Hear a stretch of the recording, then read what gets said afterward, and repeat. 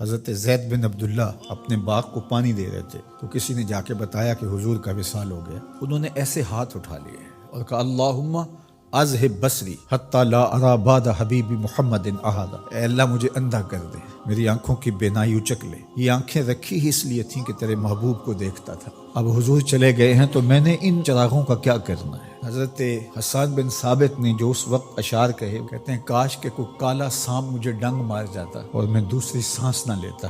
اور حضرت سیدہ فاطمہ کے جو قلب اطہر کی کیفیت تھی، سبت علیہ مصائب لو انہا سبت علی الایام سرنا لیالیا، میرے اوپر جو مصیبتیں ٹوٹ پڑی ہیں وہ اگر دنوں پہ ٹوٹ پڑتی تو وہ کالی راتیں بن جاتی۔ حضرت عمر رضی اللہ تعالی عنہ تلوار نکال کے کھڑے ہو گئے اور کہا کہ جس نے کہا نا حضور کا انتقال ہو گیا میں اس کی گردن اڑا دوں گا۔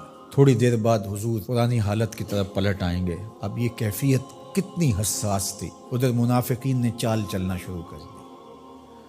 انہوں نے کہا حضور کے دم سے ساری رونقیں تھیں، اب وہ چلے گئے تو اب کس نے نمازیں پڑھنی ہیں، اب کس نے روزے رکھنے ہیں، اب کون جہاد پہ جائے گا؟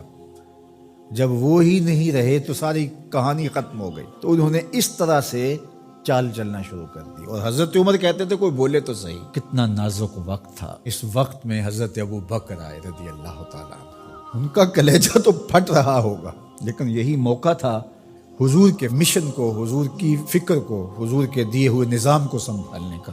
اور اپنے جذبات کو کس طرح کنٹرول کیا ہوگا، اپنے آپ کو پوری طرح سنبھال کر کے لوگوں میں آئے اور دیکھا کہ لوگ جمع ہیں اور حضرت عمر رضی اللہ تعالیٰ عنہ غصے میں تلوار لہرا رہے ہیں۔ خبردار اگر کسی نے کہا کہ حضور کا انتقال ہو گیا تو آپ ایک اونچی جگہ پہ کھڑے ہوئے، لوگوں کو متوجہ کیا۔ حضرت صدیق اکبر رضی اللہ تعالیٰ عنہ کا اس وقت کا جو خطبہ ہے، اس نے اس وقت اسلام کو سنبھالا جب منافق بڑی باریک چال چل رہے تھے۔ اب حضرت ابو بکر آئے اور کھڑے ہوئے، کہا لوگو مجھے بتاؤ تم اللہ کی عبادت کرتے تھے یا رسول اللہ کی عبادت کرتے تھے؟ تو لوگوں نے کہا اللہ کی عبادت کرتے تھے۔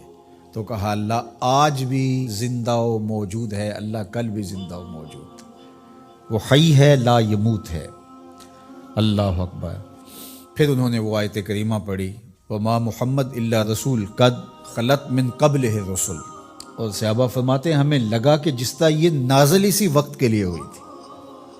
اور پھر لوگ سنبھلے اور پھر حضرت سیدنا صدیق اکبر رضی اللہ تعالی عنہ نے اس مشکل وقت دین کو سنبھالا اور پھر حضور علیہ الصلوۃ والسلام کے مشن کے لیے کھڑے ہوئے۔ لشکر اسامہ بن زید بن حارثہ رضی اللہ تعالیٰ عنہ کو روانہ کیا جا چکا تھا، حضور نے خود روانہ کیا تھا۔ ابھی جرف کے مقام پر ہی یہ لشکر پہنچا تھا، مدینہ المنورہ سے تھوڑا باہر نکلا تھا کہ حضور کے وصال کی خبر آئی تو یہ واپس آ گئے۔